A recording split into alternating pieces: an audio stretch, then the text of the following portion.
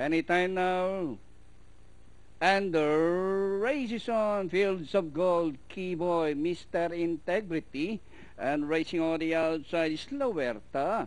Mr. Integrity, followed by La Huerta.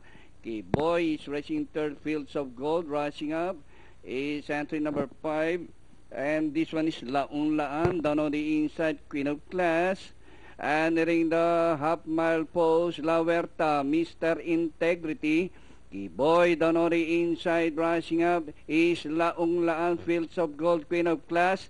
And down on the inside, rushing up is entry number 4, Ale Ale, rushing up, Wind Beneath My Wings, Apo Bell.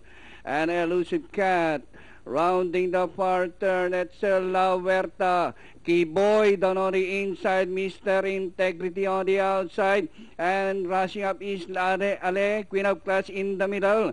As they race the final corner, La Huerta is still the leader. Keyboy on the outside, Mr. Integrity, and down on the inside, Ale Ale, Queen of Class, and nearing the finish line, Keyboy is now the leader. La Huerta, and on the outside, Mr. Integrity. And finally, Keyboy, number 6. Second, La Huerta, Queen of Class, Mr. Integrity.